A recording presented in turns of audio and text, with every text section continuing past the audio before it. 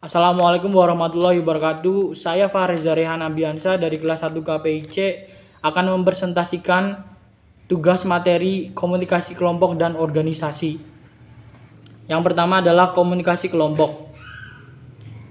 Menurut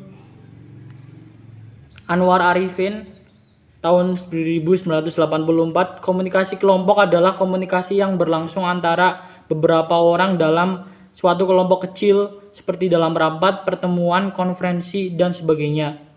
Dan menurut Michael Burgon dalam Wiryanto tahun 2005 mendefinisikan komunikasi kelompok sebagai interaksi secara tatap muka antara 3 atau orang lebih dengan tujuan yang telah diketahui seperti berbagi informasi, menjaga diri, pemecahan masalah yang mana anggota-anggotanya dapat mengingat karakteristik pribadi anggota-anggota yang lain secara tepat. Yang kedua, sifat-sifat komunikasi kelompok. 1. Kelompok berkomunikasi secara tatap muka. Yang kedua, kelompok memiliki sedikit partisipan. Yang ketiga, kelompok bekerja di bawah arahan seorang pemimpin. Yang keempat, kelompok membagi tujuan atau sasaran bersama. Yang kelima, anggota kelompok memiliki pengaruh atas satu sama lain. Fungsi komunikasi kelompok.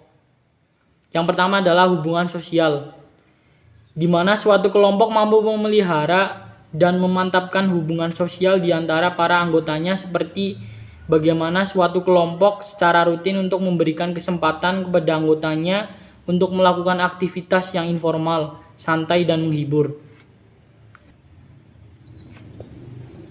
Yang kedua adalah pendidikan.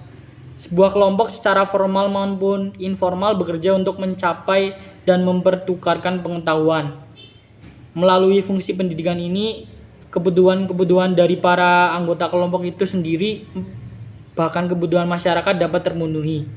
Namun demikian, fungsi pendidikan dalam kelompok akan sesuai dengan yang diharapkan atau tidak, bergantung pada 3 faktor, yaitu jumlah informasi baru yang dikontribusikan, jumlah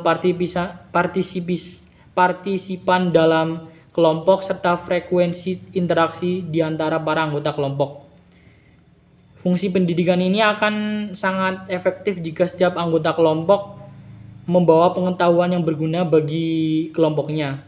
Tanpa pengetahuan baru yang disumbangkan masing-masing anggota, mustahil fungsi edukasi ini akan tercapai. Yang ketiga adalah fungsi persuasi. Seorang anggota kelompok berupaya mempersuasikan anggota lainnya supaya melakukan atau tidak melakukan sesuatu. Seorang yang terlibat usaha-usaha persuasif dalam suatu kelompok membawa resiko untuk tidak diterima oleh para anggota kelompok lainnya. Misalnya, jika usaha-usaha persuasif tersebut terlalu bertentangan dengan nilai-nilai yang berlaku dalam kelompok, maka justru orang yang berusaha mempersuasi tersebut akan menciptakan suatu konflik. Dengan demikian malah membahayakan kedudukannya dalam kelompok. Klasifikasi kelompok dan karakteristik komunikasinya. Kelompok primer dan sekunder. Kelompok primer adalah suatu kelompok yang anggota-anggotanya berhubungan akrab, personal, dan menyentuh hati dalam asosiasi dan kerjasama. Sedangkan kelompok sekunder adalah kelompok yang anggota-anggotanya berhubungan tidak akrab, tidak personal, dan tidak menyentuh hati. Kelompok deskriptif dan kelompok preskriptif. Kategori deskriptif menunjukkan klasifikasi kelompok yang dengan melihat proses pembentukannya secara alamiah. Kelompok perspektif mengacu pada langkah-langkah yang harus ditempuh anggota kelompok dalam mencapai tujuan kelompok. Jalaluddin Rahmat membedakan kelompok ini berdasarkan karakteristik komunikasinya sebagai berikut. Yang pertama adalah kualitas komunikasi pada kelompok primer bersifat dalam dan meluas. Dan kedua, komunikasi pada kelompok primer bersifat personal. Yang ketiga, komunikasi kelompok primer lebih menekankan aspek hubungan daripada aspek isi, sedangkan kelompok primer adalah sebaliknya. Yang keempat adalah komunikasi kelompok primer cenderung ekspresif, sedangkan kelompok sekunder instrumental. Yang kelima adalah komunikasi kelompok primer cenderung informal, sedangkan kelompok sekunder formal. Yang keenam, yang terakhir adalah kelompok keanggotaan dan kelompok rujukan. Komunikasi organisasi. Komunikasi organisasi adalah pengiriman dan penerimaan berbagai pesan organisasi di dalam kelompok formal maupun informal dari suatu organisasi, menurut Wirianto tahun 2005. Komunikasi formal adalah komunikasi yang disetujui oleh organisasi itu sendiri dan sifatnya berorientasi kepentingan organisasi.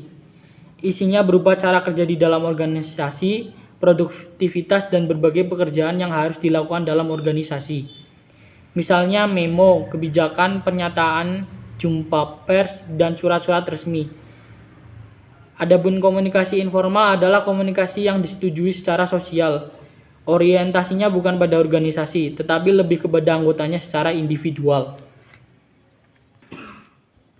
Fungsi komunikasi dalam organisasi. Yang pertama adalah pengaturan dan operasi, yakni untuk kepentingan penyelesaian pekerjaan dan membereskan tugas demi pencapaian tujuan. Yang kedua adalah inovasi atau pembaharuan, untuk kepentingan pembaharuan dan pengubahan tata kerja demi penyesuaian, kelangsungan hidup, dan pengembangan organisasi di tengah lingkungan yang terus berubah. Yang ketiga adalah sosialisasi atau pembinaan, yakni berkaitan dengan anggota sebagai manusia, khusus dalam upaya motivasi, pengimbalan, dan modal kerja. Sosialisasi berdampak kepada yang pertama harga diri anggota, yang kedua hubungan interpersonal dalam organisasi, yang ketiga motivasi integrasi kepentingan pribadi ke dalam kepentingan organisasi. Struktur jaringan komunikasi. Yang pertama adalah struktur rantai, yang kedua struktur semua saluran, yang ketiga struktur roda, yang keempat struktur Y, dan yang kelima struktur lingkaran. Jaringan komunikasi organisasi.